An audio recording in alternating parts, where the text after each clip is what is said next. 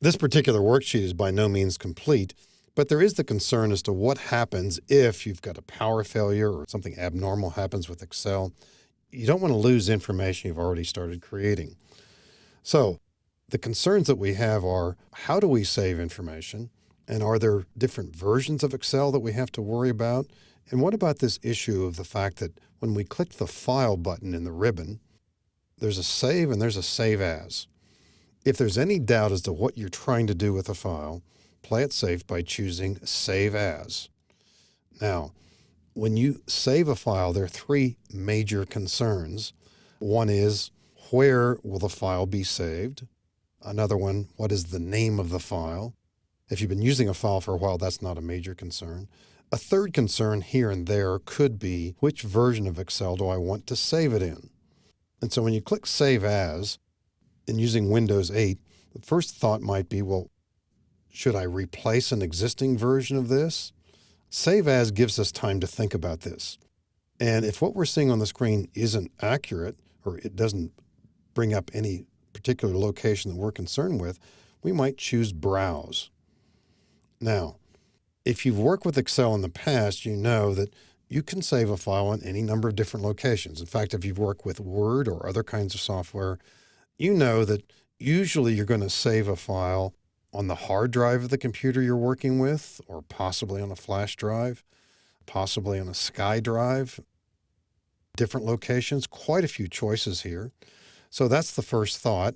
If this is a file you've been working with already, that's usually not a major concern. So the question is, where are you going to save this? Well, I might have a drive here. I might want to store it on this location here. But let's say we've determined that here. In the example here, we simply want to save this file where it was saved already. And we like the name we've been using. Now, if this is a brand new workbook, and this is the first time you're saving this, you're likely to see under File Name here, this is going to say something like Book 1 or Book 2. So you'll probably want to change that to give it an intelligent name. It can be up to 255 characters. You probably want to stay away from most special characters. You can certainly use hyphens and underscores, but stay away from dollar signs and asterisks and those kinds of symbols. Save as type. From time to time, there will be a concern here. Suppose you're using this latest version of Excel, and maybe you want to save this so that someone who's using an older version can use this file. So to the right of the panel where we see Save as Type, here's a drop arrow.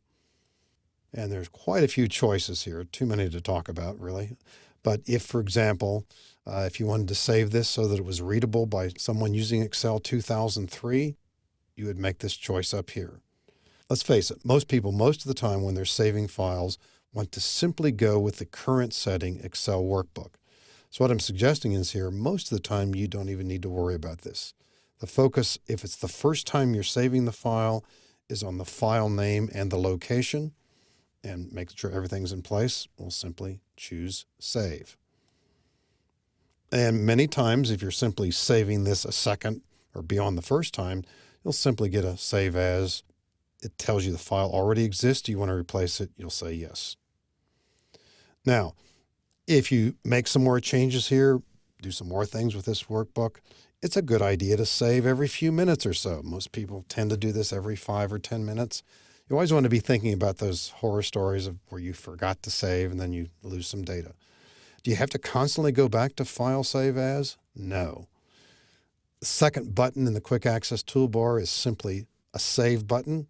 If you've made changes and don't want to make any changes regarding location or name, simply click that button, and once again, your file is being saved. So many, many times you'll simply use this button. Notice also that it has a keystroke shortcut, Control-S. If there's any doubt about saving a file, once again, go to the File command and choose Save As and think out those various issues. But if it's a simple file save, simply click that second button from the left. And even though that doesn't say Update, that's what it really means after you've saved the file the first time.